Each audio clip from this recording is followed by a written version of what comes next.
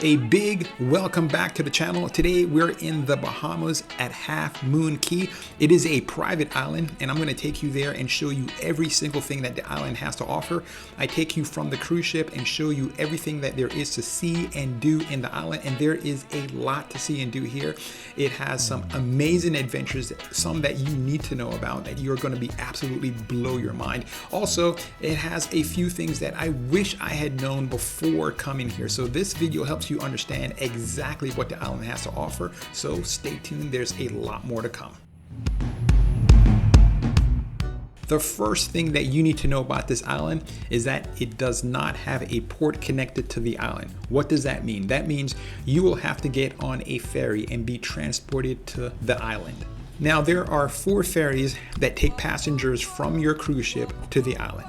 The ferries, they carry a pretty large number of passengers, about 400 passengers each. Now, in order for you to maximize your fun on the island, I highly recommend that you get on one of those first ferries, and that's going to have a major impact in your fun on the island.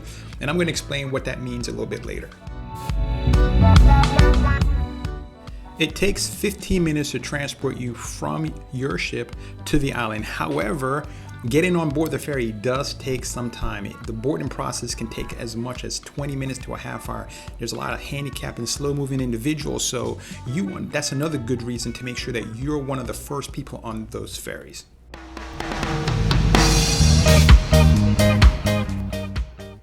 Once you get on the island, getting off the boat happens relatively quickly, and the first thing that you experience is going to be people who are trying to sell you stuff. Again, if you didn't buy an excursion package on the ship, well, you get opportunities to buy excursion packages once you get on the island. However, this is a private island. What does that mean?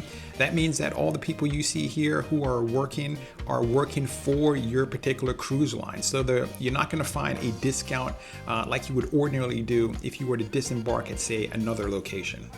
When it comes to excursions that are offered by the cruise ship, I have mixed opinions because the prices they offer are not really competitive when you look at, say, the private sector. However, because it's a private island, it's a monopoly, so you don't have a choice. Anything you find on the island is going to be the same thing they're generally going to offer on the cruise ship. However, if you want to do the excursion, go ahead and do it. You're likely not going to be disappointed.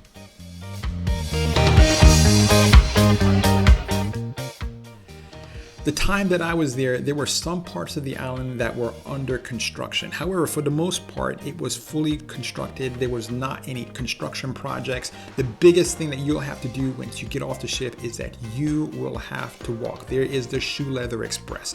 There is also a bus and trolley system, but don't count on that. The lines for that was out the door.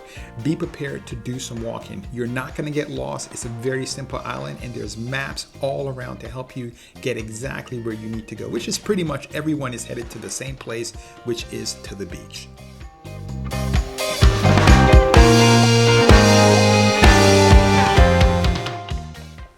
Now, while you're walking, if you get tired, there are little cabanas where you can stop, and there's also these inlets. These inlets let you into the beach. What I would encourage you to do is continue to walk.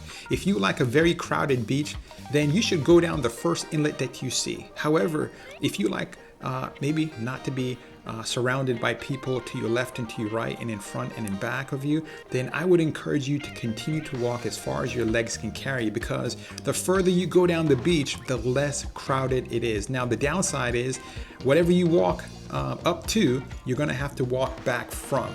So, know what you can do, but when you see these inlets, don't necessarily go to the first one. Go to the one, and then when you look out and you see all the people there are going to be people that are going to come on top of those people. So if you can go a little further, by all means do so. Now, if you're one of the early ferries, you don't have to do all that walking. You're going to be able to go to one of the beaches, and the early beaches, and you're going to be able to take one of the chairs, and the chairs are not in limited supply. However, if you do want a chair, you're going to have to walk in order to get it.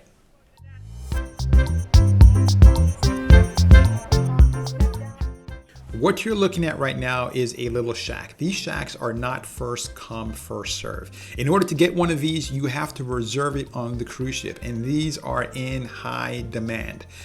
They have an air conditioning system in there, although I don't understand how that makes any sense because it's completely open.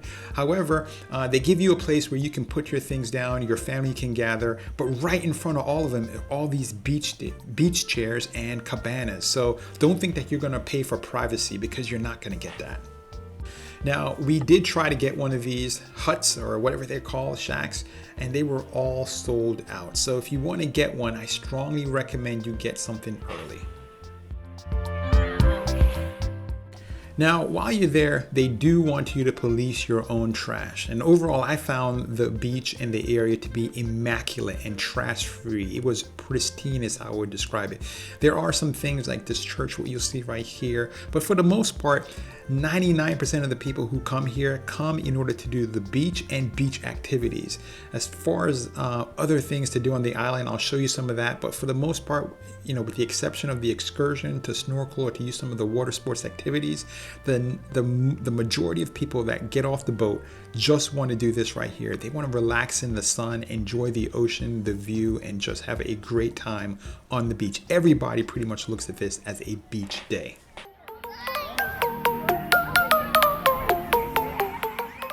They do serve lunch, and I'll take you there and show you what that's all about in a little bit. But right now you're taking a look pretty much at this right here. This ship right here is the center. It's the heart of the beach. There is not a tremendous amount of organized activities just because there's not a lot of beach space. Wonderful place for the kids. The water is absolutely crystal clear. It's pristine. It's very calm. The sand is, you know, pearly white. It is one of the most immaculate beaches I have ever been to. You will not be disappointed coming here.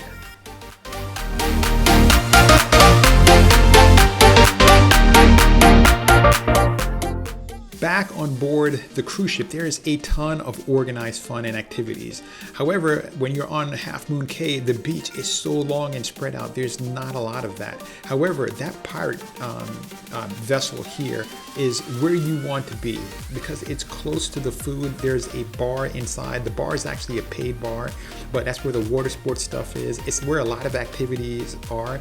But if you are here, you don't have to walk very far to go to lunch, which is, you know, one of the things, in my opinion, that's a benefit. Now, as far as organized activities, again, not a lot of things to do, but if you want to do it, it's all taking place right here. And this is the only place that organized activities take place.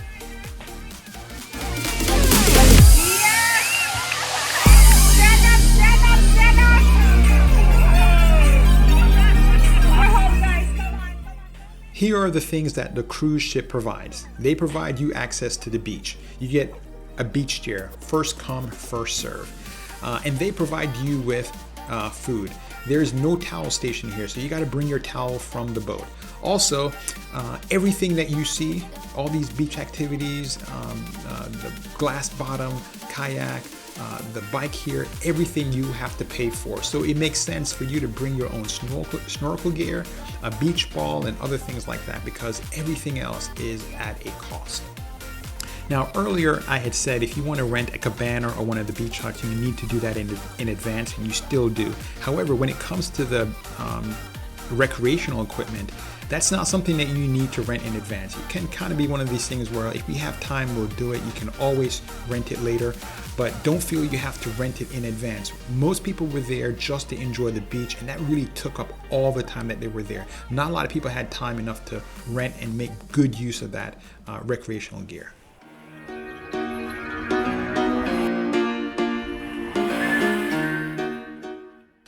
Now, here's one question I like to ask. Is it worth renting one of these cabanas? And the question, you know, they hold about maybe 4 to 6 people. Well, it's kind of mixed. If you want a dedicated spot where you know you can go to, then great.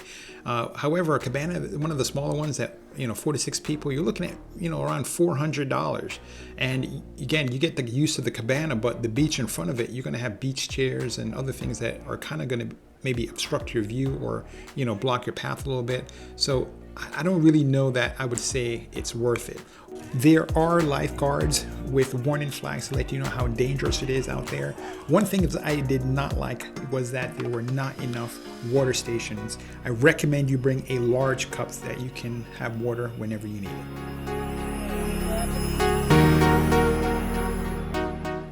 If you don't want to rent the cabana or one of these clamshells, there are options. You can bring your own. These people brought their own. It costs about maybe $50. The only downside is you have to transport it all the way from the ship, but it saves you a lot of money. Now, this part about Half Moon Bay, I honestly did not understand. It's a playground set. I walked past this several times and I didn't see any kids here. I'm sure it's a nice spot for a child who doesn't want to go in the water. And if you have a child like that, then that's great. But for the most part, most kids were on the beach. They were playing in the ocean and playing in the sand.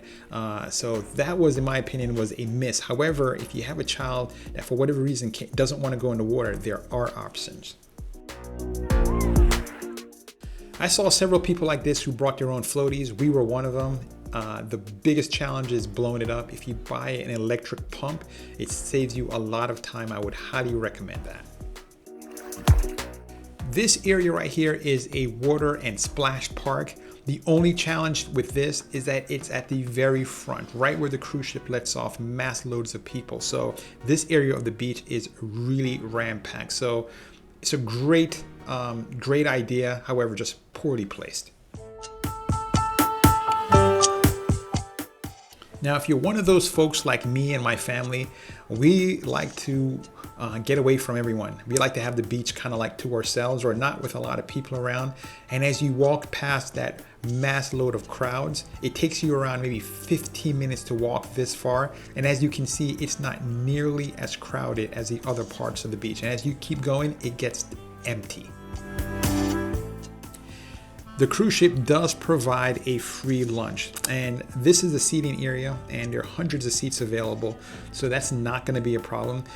The food quality is not necessarily as good as the cruise ship, and it's a hamburger, a hot dog, and some sides. There is also jerk chicken and red beans and rice, but it's pretty much standard food. Because you're so hungry and exhausted from being in the beach all day, the food tastes great, but it's not necessarily the highest quality and high standard food that you're normally used to, say, on the cruise ship. This area here is the town center where you first, this is what you first encounter when you get off the boat from the ship. And it's a nice welcome area so that they can sell you stuff, and also just so you can kind of figure out what you want to do, where you want to go, to make sure everyone is off the ship together, and you can kind of regroup. But other than that, it doesn't really serve a lot of purpose. Not a lot of people used it per se.